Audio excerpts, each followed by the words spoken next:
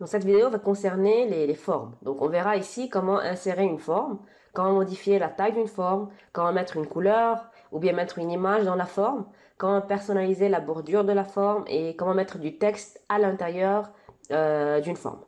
Donc je vais commencer par vous montrer déjà comment on peut insérer une forme. Donc si je me mets ici, dans mon fichier Word, je dois aller dans Insertion et je clique sur Forme ici. Et vous voyez, il y a plusieurs types de formes qu'on peut introduire. On choisit par exemple celui-là.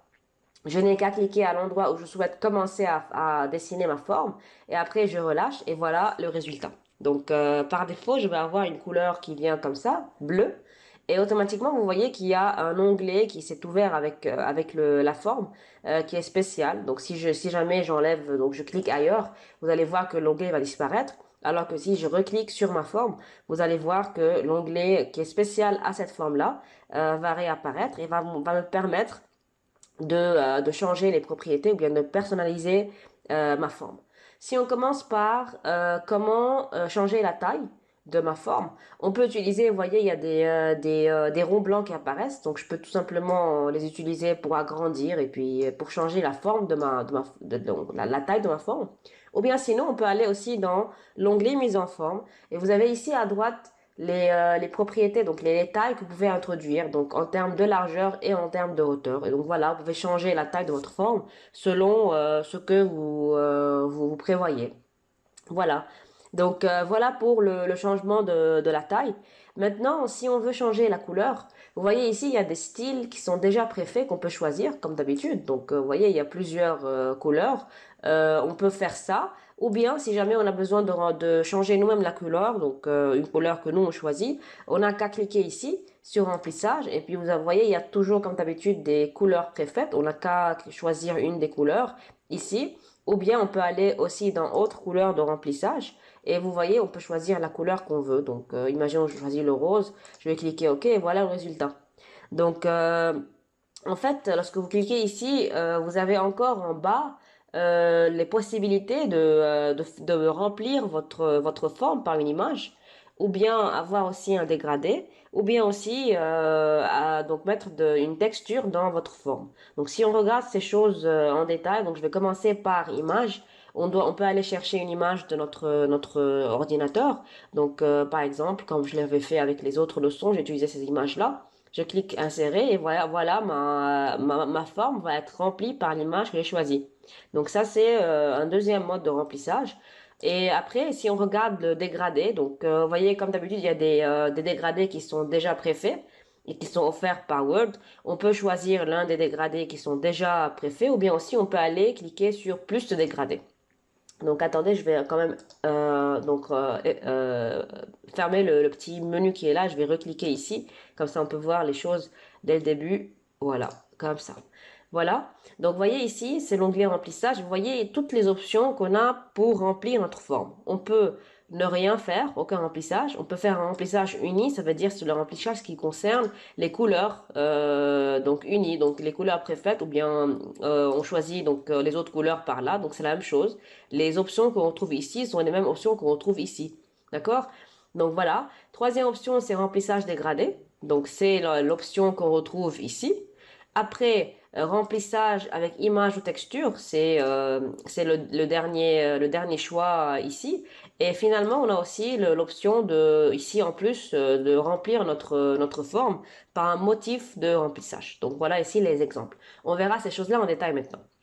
Donc, aucun remplissage, c'est bon. Remplissage unique, c'est bon. Si on passe au remplissage dégradé, donc vous avez ici des dégradés prédéfinis. Donc, vous pouvez choisir déjà des choses préfaites, évidemment. Si je choisis ça, voilà le résultat. Et dans le type, on a plusieurs types. On a le type linéaire. Donc, ça veut dire que la dégradation, elle se fait d'une manière qui est linéaire. Passage, par exemple, d'une couleur plus claire à une couleur plus sombre. Ensuite, on a le style radial. Et d'ailleurs, pour mieux comprendre ces choses-là, vous pouvez venir ici et voir en fait à quoi ressemble ce type. Ça veut dire que le dégradé, il va être d'une manière radiale, sous forme circulaire, si vous voulez. Ensuite, on a le type rectangulaire. Donc, on peut venir voir ici, c'est en forme de rectangle. Le dégradé est en forme de rectangle. Et on a finalement le tracé. Donc là, c'est vraiment aléatoire. Donc là, c'est à nous de venir préciser ce qu'on a envie d'avoir au juste. Imaginons que moi, je vais prendre maintenant le linéaire. Donc, on peut choisir ici quel type linéaire, quelle orientation on a envie d'avoir. Et voilà, on peut changer comme d'habitude les points de dégradé. Je vais enlever celui-là, je vais enlever celui-là, je vais garder deux pour le moment. Et pour chaque point de dégradé, on peut cliquer là-dessus et venir changer la couleur. Donc, disons, je vais mettre ici un bleu et la position. Donc, je peux changer, au lieu de le faire manuellement sur la règle ici, je peux changer avec le pourcentage ici. Et ensuite, on peut changer avec la transparence. Plus j'augmente la transparence, plus je vais avoir un dégradé qui va tendre à disparaître de la forme. Et ensuite, on peut changer évidemment la luminosité. Donc ça aussi, c'est un choix.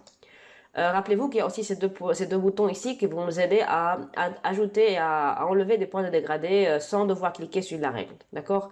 Donc ça, c'est le premier point. Le deuxième point de dégradé, je clique là-dessus et je vais choisir, disons, le vert. Et voilà le résultat. Et n'oubliez pas que si j'ai besoin d'ajouter un point de dégradé à la main, je peux le faire en cliquant tout simplement sur le dégradé comme ça, et je peux venir associer une couleur. Et voilà le résultat final de mon dégradé. Donc voilà comment on peut faire pour avoir un remplissage dégradé. Maintenant, si on passe à un autre choix, donc c'était le choix de la texture. Alors ici, c'est le même choix qui est là. Donc si je viens et je clique ici, texture, et que je vais dans autre texture, je vais avoir ici le menu qui va s'ouvrir. Je clique ici et je peux venir insérer une image. C'était ce qu'on a vu tout à l'heure. C'était le choix qui est là. Il est là aussi, il se retrouve ici. Ou bien je passe au mode de texture et puis là, je peux choisir la texture voulue. Donc si je choisis ça, voilà le résultat. Ou bien aussi, je peux choisir déjà direct par là la texture voulue. Donc voilà, je vais avoir la texture qui va se mettre automatiquement sur ma forme. Et puis après, on peut changer ici les propriétés de notre texture, la transparence et puis le décalage, l'alignement. Donc voilà, ce sont des caractéristiques de la texture. Et donc voilà, ça c'est pour le remplissage avec image ou texture. Et finalement, ce qu'il n'y a pas ici, donc il y a encore le motif de remplissage. Alors là, ce sont des motifs déjà préfaits. Vous n'avez qu'à choisir un motif et puis après, vous n'avez qu'à cliquer là-dessus et puis vous changez la couleur si vous voulez. Vous mettez le rouge, ce que vous avez envie de faire. Et vous pouvez aussi mettre un arrière-plan qui a une autre couleur. Donc ça c'est du blanc, je peux mettre du vert. Donc voilà, c'est comme ça. C'est assez pratique. Vous faites ce que vous voulez, vous choisissez ce que vous avez envie de faire et vous remplissez votre forme selon vos besoins. Donc voilà comment on peut remplir notre forme. Donc jusqu'à présent, on a vu comment insérer une forme d'après le menu insertion aux formes. Et puis après, en cliquant sur la forme, on peut avoir accès à l'onglet mise en forme dans lequel on peut venir changer ici le style de ma forme et on peut venir jouer avec le remplissage. Ça veut dire on peut venir faire un remplissage uni ou bien mettre une image dans ma forme, ou bien mettre un dégradé, ou bien mettre une texture, ou bien finalement mettre un motif de remplissage. Donc voilà ce qu'on a vu jusqu'à présent. Maintenant, si j'ai envie de changer la bordure, donc déjà je vais changer la texture déjà mise ici, je vais mettre donc ça. Si maintenant je veux changer la bordure de ma forme, vous voyez ici il y a une bordure qui est en bleu sur le périmètre de la forme. Si je veux changer ça, je reclique sur ma forme, je vais avoir l'onglet qui va apparaître et voilà en fait le contour qui va apparaître ici. Et puis comme d'habitude il y a des couleurs qui sont préfaites, tu peux venir jouer avec ça et choisir la couleur voulue. Ou bien je peux dire que je veux pas de contour, vous voyez que le contour a disparu. Et comme d'habitude, vous voyez que lorsque je mets le curseur sur n'importe quelle couleur, vous allez voir le résultat c'est plutôt un aperçu de votre choix au cas où vous le confirmez. Et sinon, on peut choisir aussi autre couleur. Je peux aller choisir par exemple le rouge ici, et voilà. Et il y a le rouge qui est apparu. Et finalement, il y a aussi l'épaisseur et les tirés. Donc si je clique sur épaisseur, je peux choisir l'épaisseur voulue ici en termes de points. Et sinon, je peux aller cliquer sur autre trait.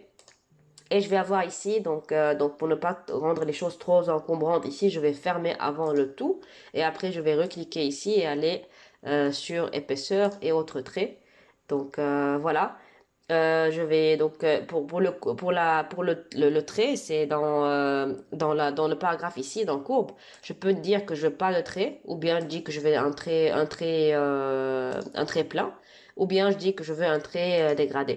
Donc pour le trait plein, on peut choisir donc ici la couleur et puis après la transparence, ça c'est clair. La largeur, je peux augmenter la largeur. Je peux venir choisir ici plusieurs compositions. Le type du tiret, je peux le choisir comme ça pointillé. Et pour le type d'extrémité, vous voyez, il y a plusieurs choix ici. Il y a carré, arrondi et plate. Donc, vous voyez ici le trait, si j'enlève ici le curseur, le trait, ici, il y a un angle droit au niveau des coins de mon trait. Si je reclique ici et je revois ici, donc si je choisis arrondi, vous voyez maintenant que les extrémités de mes traits sont arrondies. Et si je choisis carré, je vais avoir ça. Et qu'est-ce qu'il y a encore? Plate, je vais avoir ça. Voilà, et finalement, ce qu'on peut aussi faire donc pour ajouter du texte à l'intérieur de notre forme, c'est tout simplement cliquer sur notre forme et puis après, on commence par taper le texte voulu. Par exemple, je clique ici, donc texte voulu.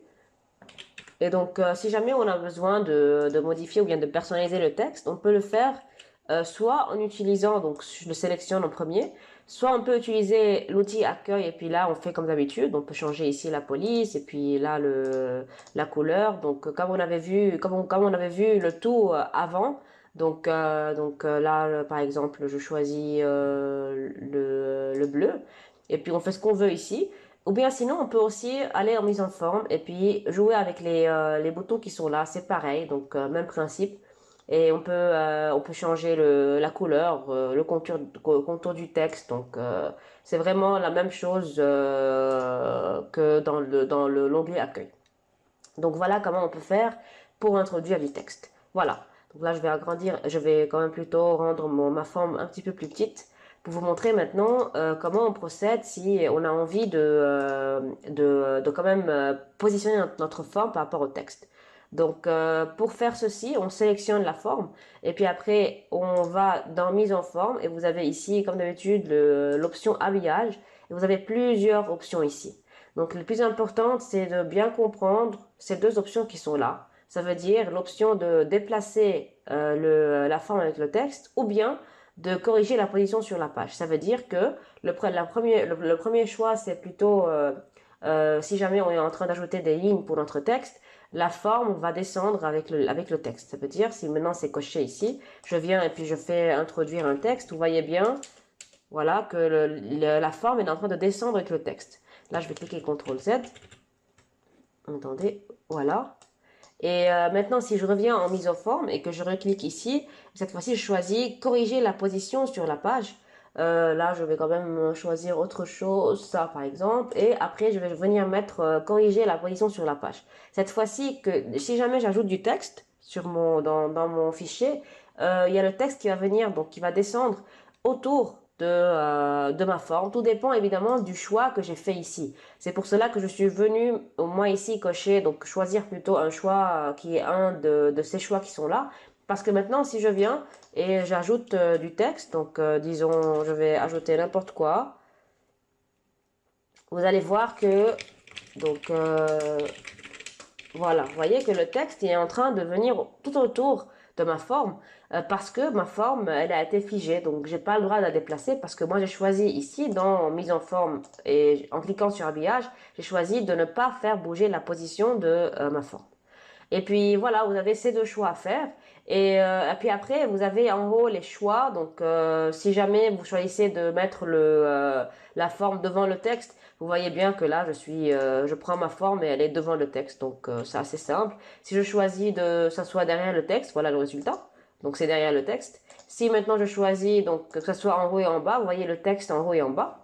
Et puis après, au travers, donc comme on vient de le voir maintenant, donc si je bouge ma forme, vous allez voir que le texte va bouger avec. Ça, non, c'est pas que ça va bouger avec, c'est plutôt que il va encadrer la forme. Et après, on a adapté, donc ici, la différence entre adapté et au travers, c'est que adapté va venir quand même, donc il s'adapte sur la forme donc le rectangle ici, de ma forme, alors qu'au travers, si jamais il y avait un vide au niveau du centre de ma forme, il y aurait aussi du texte qui va venir se mettre dans le vide qui se trouve dans la forme, d'accord? Et puis après, encadrer, la différence entre encadrer et puis adapter, c'est que si jamais vous choisissez encadrer, vous allez avoir toujours le texte qui va venir se mettre d'une manière sous forme d'un cadre autour de l'image. Vous voyez ici que le texte, donc si je fais un petit zoom, le texte il suit un angle droit, donc c'est comme si on avait un cadre. Donc attendez, je vais essayer de mettre le texte un petit peu plus encadrant, entre guillemets. Voilà. Vous voyez ici qu'il y a vraiment, là je vais continuer, il y a vraiment un cadre il y a le texte qui est sous forme, donc qui englobe la forme sous forme d'un cadre. Alors que si je choisis l'autre mode qui est adapté, vous voyez que là, le texte, il s'est approché un petit peu. C'est comme si le texte, il s'adapte avec la forme, la forme de l'objet introduit. Donc c'est ça la différence. Ça veut dire que si je viens ici, je vais modifier la forme et choisir autre chose. Disons, je vais choisir un triangle. Vous voyez comment le texte est venu et puis il s'est adapté à la forme du triangle. Alors que si je reviens et je choisis encadré, vous allez voir qu'il y aura toujours ce cadre, il y aura toujours ce rectangle, ou bien ce carré, peu importe, qui va quand même ne pas être touché par le texte. C'est ça la différence entre les deux. Donc voilà, on peut jouer avec tout ça.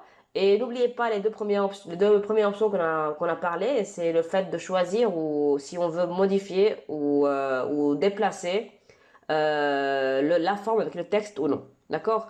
Donc voilà, si vous choisissez de ne pas modifier la forme, alors vous allez avoir le texte qui va venir se mettre autour de la forme. Si vous choisissez de déplacer, alors peu importe le nombre de lignes qui va augmenter ou bien le nombre de mots qui va augmenter dans le texte, alors la forme va bouger avec et puis c'est pas qu'elle restera figée. Donc voilà pour comment modifier la position d'une forme. Donc ce qu'on a vu ici, si je récapitule dans cette vidéo, on a vu comment insérer une forme, on a vu comment changer la taille d'une forme, comment changer la couleur, comment introduire une image dans une forme, comment introduire une texture, un dégradé, comment changer la bordure et le contour en fait, comment introduire du texte dans une forme, et puis finalement on a vu comment on peut modifier la position d'une forme par rapport à un texte. Donc voilà pour cette leçon.